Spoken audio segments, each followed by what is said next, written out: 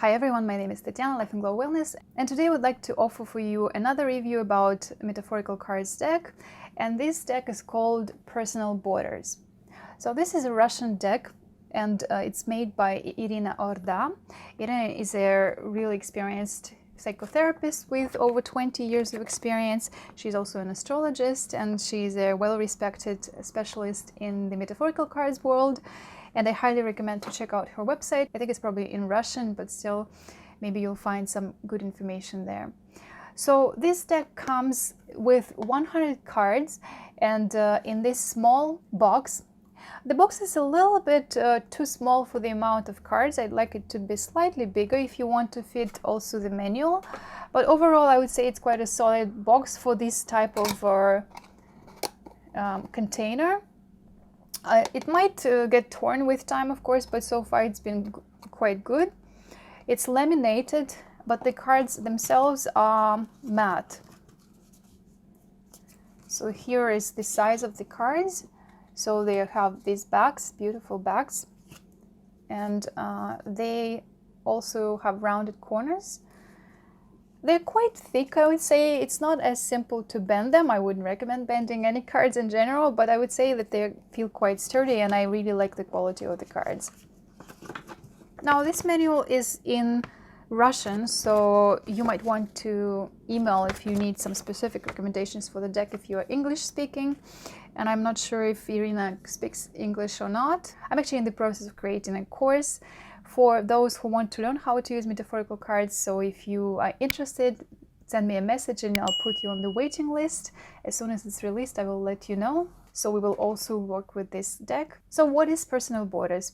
Personal borders is a distance between people or people and objects, or maybe like spheres. It's more of a metaphor, and it can be on different levels, on social, personal, physical, spiritual, energetical, all those levels, even intellectual maybe.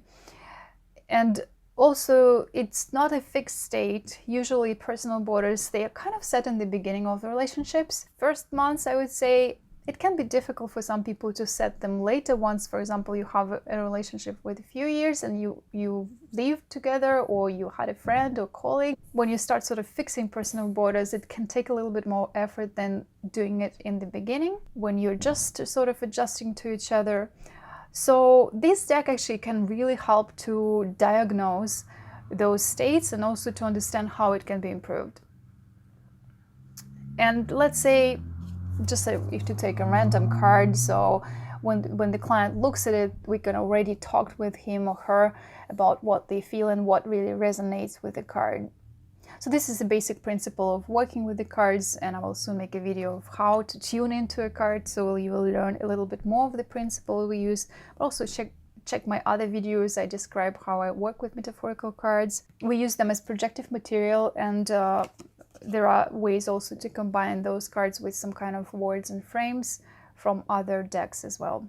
This deck does not come with words, but it's totally okay because I have enough decks which include words. So there are 100 cards in the deck, and the deck is pretty thick. Like, this is just part of it, and it's already quite thick. 80% of these cards, they are kind of like about some problems in personal borders area, and 20% more neutral or positive cards, which help to figure out ways to resolve certain things. Now, I just selected a few cards to show you. I try not to show now the whole deck because I want you to be surprised when you get it, and also the video gets a little bit too long if I show all the cards. But let's just work through a few of them. Look through. So you see there are different subjects here. So there are some people's emotions, maybe like certain patterns in relationships, actual topics might come up also for a client. Overall, there are both family situations, partner relationships, and some personal things.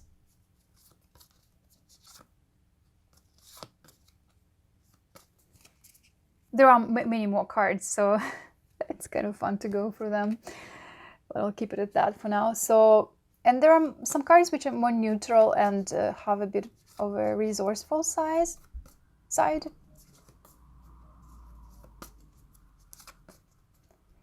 Of course, even from a positive card, you can get something which is more restrained and some area of development, possible area of resolution, an issue, I mean, if to call it with a different term.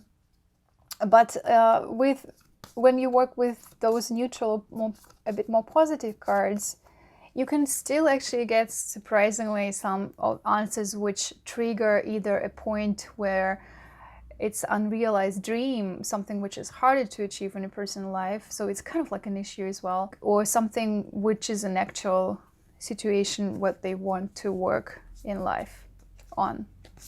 So such decks are quite versatile. How I work with this deck is I often combine it with some other decks, and usually I use in a session from 1 deck to about 3 decks maybe. So because these cards are quite small, they also work very well if you lay out on a surface. For example, this type of surface I use like kind of like a pastel paper or some kind of cardboard piece, and then you can just lay them out for the client or for yourself to take a picture of the whole session. So I like that they don't occupy a lot of space. If you work with groups, there's quite a bit of variety of different topics here, and also some cards are somewhat similar to each other, so they might tap into a similar issue. So in a way, it's good in terms of, or it gives variety to people. So even if you have, say, a group of maybe 6-15 people, so they still can find something which might reflect their current situation, what's actual for them. I would say that this deck can be also used with kids, with teenagers. I wouldn't use it maybe with small kids, but I could use it with kids from 12 for sure. And also it's always a good idea sometimes to just use the deck partially rather than the whole one with kids. Another thing which you can do is to work in storytelling as usual. And if you know the principles of metaphorical cards decks, you can easily create your techniques and figure out a way to work with it. Now, to show you, to demonstrate how you can use this deck, I offer you a few cards and you can choose from this slide answering the question, what is the most actual thing for me right now with personal borders? And it can be anything. It can be yourself, it can be a relationship, it can be you and some object, subject, whatever, it doesn't matter. So just choose a card which kind of speaks to you more and catches your attention. Whether it's more positive or negative, it doesn't matter. And try to answer a couple of questions. And I suggest 2 questions. What is the most difficult for you there? And what is the most resourceful? Okay, so basically we're trying to look kind of like at the coin from 2 different sides to find in the same card positive and something to work on. Put in the comments your answers. I really appreciate your engagement. That's one of the most precious things of this work, because we do videos for free and we also put a lot of effort into creating videos. So it's really important to have people engaged, to understand what you like, what you are interested in, and also ask questions. I always reply to questions. Now, to illustrate how it works, I can, for example, choose a card for myself for the same question. I already did it in the Russian version, so here maybe another card will pop up. So it will not be like I'm choosing from a slide how I am offering to you just because of the format, but I will choose blindly. And I chose, oh, interesting. I chose this card without looking. Let's see.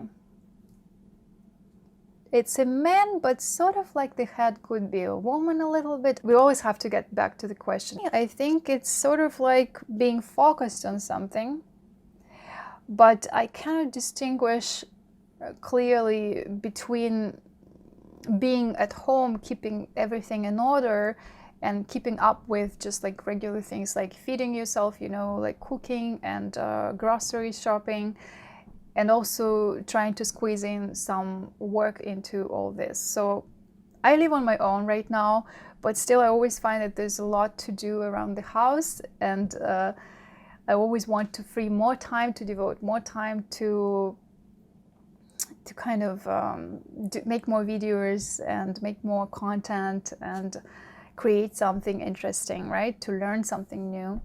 He's kind of like a professional at what he's doing. So I think it's just he's listening to some astrology video, or maybe like some other interesting videos he's listening while doing something at home, or maybe he works at this place.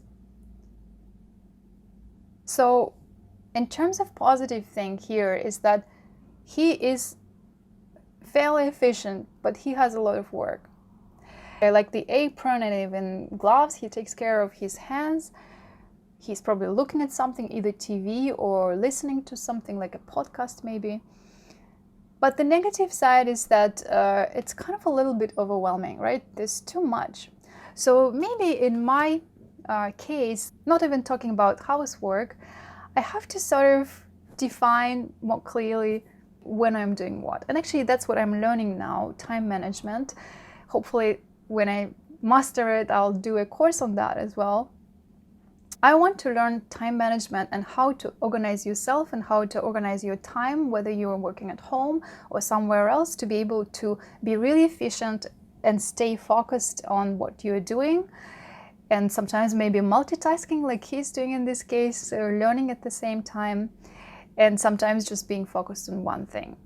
So that's what's actual for me right now, even in shuttering off some information, including social media, including some job offers, which might be good, but it's not exactly what I want, or it's just overlaps with something. So that's what I'm working through right now, to basically measure my time versus what I'm doing.